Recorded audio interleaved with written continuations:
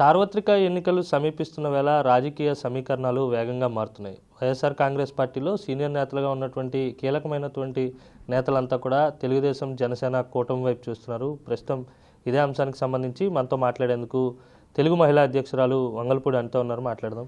Madam, ఏంటి మొత్తం మీరు అసలు ఇంకా డోర్స్ ఓపెన్ చేశారో లేదో కానీ మొత్తం అంతా మీ పార్టీ వైపే చూస్తున్నారు, లేదా జనసేనలోకి వెళ్ళి ఈ కూటమిలో భాగస్వాములు అవ్వాలని ఆలోచిస్తున్నారు. ఎలా చూస్తారు ఈ పరిణామాలను? యాక్చువల్గా ఒక మంచి పరిణామం కింద భావించాలి. ఎందుకంటే నేను ఒక విషయం గుర్తు చేయాలి కూడానండి. ఈ టైంలో 2019లో టీడీపీ ఓడిపోయిన తర్వాత చాలామంది మాట్లాడిన ఒకే ఒక మాట ఏంటంటే టీడీపీ ఇంకా లేదు అనుకున్న మాట దగ్గర నుంచి ఈరోజు కరెక్ట్గా కట్ చేస్తే 4.5 సంవత్సరాల కాలంలో టీడీపీ వైపు రావటానికి ఏం నోటుతో అయితే టీడీపీ లేదు అన్నారో ఆ పార్టీలోంచి చాలామంది ఈరోజు టీడీపీలోకి రావడానికి సిద్ధపడుతున్నారంటే ఫస్ట్ థింగ్ చంద్రబాబు నాయుడు గారి మీద నమ్మకం పెరిగింది.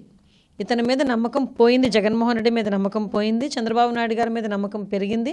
జగన్మోహన్ రెడ్డి అడ్మినిస్ట్రేషన్ అంటేనే భయపడిపోయే పరిస్థితి నుంచి చంద్రబాబు నాయుడు గారి అడ్మినిస్ట్రేషన్ మీద నమ్మకం కలిగింది. కాబట్టి ఈరోజు అంతమంది ఎమ్మెల్యేలు కానీ వాళ్ళ వైపు నుంచి ఉన్న వైఎస్ఆర్సీపీ వాళ్ళు కానీ చాలామంది జనసేన టీడీపీ ఉమ్మడి దానికి రావటానికి సంకీర్ణానికి రావటానికి చాలా ఉత్సుకత చూపిస్తున్నారు. ఇదంతా కూడా ఒక మార్పు కింద మేము భావిస్తున్నాం. ఇదేదో మా గొప్పతనం అని అనట్లే, ప్రజల్లో వచ్చిన మార్పు కింద మేము భావిస్తున్నాం. ఆ మార్పు రావడానికి చంద్రబాబు నాయుడు గారు కానీ జనసేన అధ్యక్షుడు పవన్ కళ్యాణ్ గారు కానీ ఈ 4.5 సంవత్సరాలు ఎంత కష్టపడ్డారో మా అందరికీ తెలుసు.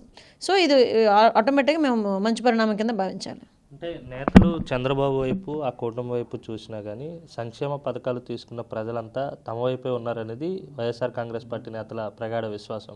దానిపై మీ అభిప్రాయం ఏంటి? అంటే సంక్షేమ కార్యక్రమాలను చెప్పడానికి ఒక ఎగ్జాంపుల్ చెప్తా. కరెక్ట్గా ఎలక్షన్స్కి ముందు అనుకుంటా ఐ థింక్ సో పసుపు కుంకుమ ఇచ్చాం మేము. ఓకే, అంటే పసుపు కుంకుమ సంక్షేమ కార్యక్రమాలు ప్రజలు ఎలా ఉన్నారంటే సంక్షేమ కార్యక్రమాలని తీసుకుంటారు, కానీ వాళ్ళకి నచ్చిన వాళ్ళకి ఓటేసే పరిస్థితి ఈరోజు కనిపిస్తూ ఉంది.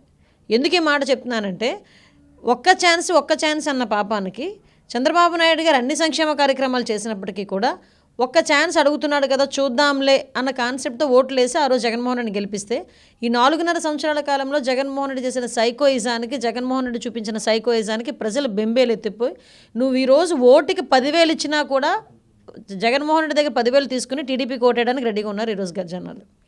నువ్వు ఎన్ని సంక్షేమ కార్యక్రమాలు ఓటుకి తీసుకొచ్చి నువ్వు దోచుకున్న సొమ్ము అంతా తీసుకొచ్చి 10,000 రూపాయలు ఇవ్వు, అయినా కూడా వాళ్ళకి నచ్చిన నాయకుడిని ఎన్నుకునే పరిస్థితుల్లో ఈరోజు ప్రజలు ఉన్నారు. అందుకనే మీరు అబ్జర్వ్ చేశారో లేదో ఓట్లలోని టీడీపీ ఓట్లన్నింటినీ తొలగించాలి, వాళ్ళ దొంగ ఓట్లు చేర్పించాలి అన్న కాన్సెప్ట్ కూడా తీసుకొని ఓట్లను కూడా మార్పులు చేర్పులు చేయడానికి సిద్ధపడ్డారంటే వీళ్ళకి ఓటమి భయం ఎంతలా పట్టుకుందో మనందరం కూడా ఆలోచన చేసుకోవాలి. మరి సంక్షేమ కార్యక్రమాలు ఇచ్చేసాను కాబట్టి ప్రజలందరూ మా వైపే ఉన్నారు అనుకున్న వాళ్ళు ఈరోజు ఎందుకు తెలుగుదేశం పార్టీ వాళ్ళు ఓట్లు తీసేస్తున్నారు, ఎందుకు దొంగ ఓట్లు చేర్పిస్తున్నారు ఈరోజు? దానికి ఎందుకు సమాధానం చెప్పట్లేదు? మీ పార్టీలో మీరు మహిళలకు ప్రాతినిధ్యం వహిస్తున్నారు, రాష్ట్ర వ్యాప్తంగా ఉన్నటువంటి మహిళా కార్యకర్తలందరికీ అధ్యక్షురాలిగా ఉన్నారు. అలాగే రాష్ట్ర వ్యాప్తంగా ఉన్నటువంటి మహిళలందరికీ కూడా తెలుగుదేశం పార్టీ ఒక కానుకనే చెప్పాలి, ఆర్టీసీలో ఫ్రీ బస్సు ప్రయాణం ఇవ్వబోతున్నామని ప్రకటించింది. దానిపై మహిళగా మీ అభిప్రాయం ఏంటి? అది అసలు ప్రకటించేందుకు ముందు చంద్రబాబు నాయుడు గారు ఈ జగన్మోహన్ రెడ్డి పెద్ద కాపీ క్యాట్ నా ఉద్దేశంలో. ఎందుకంటే ఆఫ్కోర్స్ నేనేమంటానంటే చంద్రబాబు నాయుడు గారు ఆల్రెడీ మేనిఫెస్టోలో ఈ ఉచిత బస్సు ప్రయాణం అన్నది ఎప్పుడో పెట్టారు. ఆయన కరెక్ట్గా మెయిన్లో ఆయన అనౌన్స్ చేశారు. మరి ఇంతవరకు చంద్రబాబు నాయుడు గారు చెప్పినంత వరకు ఎందుకు జగన్మోహన్ రెడ్డికి ఆలోచన రాలేదు? చంద్రబాబు నాయుడు గారు చెప్పి మేము ఆ ప్రచారం మేము మొదలుపెట్టుకున్న తర్వాత ఈరోజు దాన్ని బయటకు తీసుకొచ్చి ఈరోజు అది ఇంప్లిమెంట్ చేస్తామని చెప్పేసి మొన్న పేపర్లో చూశాను. అది ఇంప్లిమెంట్ చేయడానికైనా సిద్ధపడుతున్నట్టుగా చూశాను. ఒకటేంటంటే చంద్రబాబు నాయుడు గారు పథకాన్ని వీళ్ళు తీసుకొని అమలు చేస్తున్నారు అంటేనే చంద్రబాబు నాయుడు గారు అక్కడ గెలిచారు. ఆల్రెడీ చంద్రబాబు నాయుడు గారు గెలిచారు. ఇప్పుడు మళ్ళీ స్వయంగా వీళ్ళ తాలూకా బుర్రలోంచి వచ్చిన మెదడులోంచి వచ్చిన పథకం ఏం కాదు. అది ఆల్రెడీ చంద్రబాబు నాయుడు గారు చెప్పారు, దాన్ని తీసుకొచ్చి వీళ్ళు ఇంప్లిమెంట్ చేస్తున్నారు. ఓవరాల్గా నేనైతే ఒకటే కోరుకుంటున్నా, మహిళలకి మంచి జరగాలి. ఈరోజు నేను చెప్పాను కదా, జగన్మోహన్ రెడ్డి అన్న వ్యక్తి బస్సు ఛార్జీలు ఫ్రీ అవ్వనివ్వండి, నిలువెత్తు బంగారం ఇస్తామని మహిళల దగ్గరికి వచ్చినా కూడా జగన్మోహన్ రెడ్డికి ఓటేసే పరిస్థితిలో మహిళలు లేరు. ఇది ఫిక్స్. ఎందుకంటే నువ్వు ఇచ్చిన సంక్షేమ కార్యక్రమాలు నిలువెత్తు బంగారం ఇచ్చినా వాళ్ళకి మనశ్శాంతి ఉండట్లేదు. వాళ్ళకి భద్రత ఉండట్లేదు, వాళ్ళకి పిల్లలకి ఉండి పెట్టుకోవడానికి కూడా సరిగా లేని పరిస్థితుల్లో వాళ్ళు ఉంటున్నారు. ఆఖరికి కల్తీ మద్యం వల్ల వాళ్ళ తాలిబొట్లు తెగిపోతున్నాయి. బయటకు వస్తే ప్రశాంతంగా ఇంట్లోకి నా కూతురు చేరుతుంది, నేను చేరతాను అన్న రక్షణ అయితే, భద్రత అయితే ఈరోజు వరకు మహిళల్లో కనిపించట్లేదు. సుమారుగా కొన్ని వేల మంది, లక్షల మంది పిల్లలు ఈరోజు ఎత్తుకుపోతుంటే, అపహరించబడుతూ ఉంటే ఈ రోజుకి కూడా దిక్కుమొక్కు లేదు.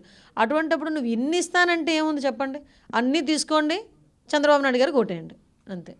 మొత్తంగా మీ విషయానికి వద్దాం. పాయకరావుపేట నియోజకవర్గంలో ప్రస్తుతం మీ రాజకీయ ప్రస్థానం ఏ విధంగా సాగుతుంది?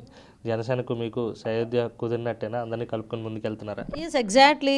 జనసేన టీడీపీ స్టేట్ లెవెల్లోనే కలిసిన మరుక్షణం నుంచి నియోజకవర్గాల్లోని, గ్రామ స్థాయిలోని ప్రతి ఒక్క జనసేన టీడీపీ కార్యకర్తలు కూడా ఒక అన్నదమ్ముల్లో ముందుకెళ్తున్నాం. సో ఎట్టి పరిస్థితుల్లోని ఒకటే, రెండు పార్టీల తాలూకా ధ్యేయం ఒకటి ఈ సైకో పరిపాలన పోవాలి అని చంద్రబాబు నాయుడు గారు చెప్పారు. At the same time Pawan Kalyan గారు కూడా క్లియర్గా చెప్పారు, వైసీపీ రహిత రాష్ట్రం రావాలి అని. సో ఈ రెండింటి మోటోలు ఒకటే కాబట్టి అటు జనసేన కార్యకర్తలు కానీ టీడీపీ కార్యకర్తలు కానీ కలిసి నియోజకవర్గాల్లో పనిచేస్తున్నాం. రాబోయే కాలంలో డెఫినెట్గా టీడీపీ జనసేన సంకీర్ణంతో మంచి మెజార్టీలతో గెలుస్తాం. అంటే అనితకు కూడా పెద్ద పదవి రాబోతుంది అనేది మీ పార్టీలో జరుగుతున్నటువంటి ఒక రకమైనటువంటి చర్చ. అధికారంలోకి వచ్చిన వెంటనే మహిళా ప్రతినిధిగా ఉన్నటువంటి మీకు పెద్ద పదవి తెలుగుదేశం ప్రభుత్వం కట్టబెట్టబోతుంది అనేది జరుగుతున్నటువంటి మాట. దానిపై మీకు ఏమైనా సమాచారం ఉందా? మీ అభిప్రాయం ఏంటి? నేను ఒకటే కోరుకుంటున్నానండి, రాబోయే కాలంలో మంచి మెజార్టీతో టీడీపీ జనసేన సంకీర్ణంలో మేము గెలవాలి. అదే పెద్ద పదవి నాకు. అంతకుమించి పెద్ద పదవులు ఏదైనా ఉంటే చంద్రబాబు నాయుడు గారు చూసుకుంటారు. దాని గురించి ఎప్పుడు నేను ఆశించలేదు, ఆశపడలేదు. Thank you. ఇది మొత్తం మీద అయితే మాత్రం వైఎస్ఆర్ కాంగ్రెస్ పార్టీ ప్రభుత్వం చేస్తున్నటువంటి అసమర్థ పాలన వల్లే నేతలంతా కూడా సంకీర్ణం వైపు చూస్తున్నారని చెప్పి అనిత చెప్తున్నటువంటి పరిస్థితి ఉంది. అలాగే నియోజకవర్గంలో కావచ్చు, రాష్ట్ర వ్యాప్తంగా జనసేన తెలుగుదేశం పార్టీ నేతలంతా కూడా కలిసి జగన్ పాలనను అంతమొందించేందుకు కృషి చేస్తామని చెప్పి ఆమె చెప్తున్నారు. వీడియో జర్నలిస్ట్ అజయ్తో కలిసి అనిల్ RTV, విశాఖ జిల్లా. మరిన్ని వీడియోస్ కోసం ఛానల్ ని సబ్స్క్రైబ్ చేయండి, లేటెస్ట్ అప్డేట్స్ కోసం వాట్సాప్ ఛానల్ ని ఫాలో చేయండి అండ్ లింక్ డిస్క్రిప్షన్ లో ఉంది.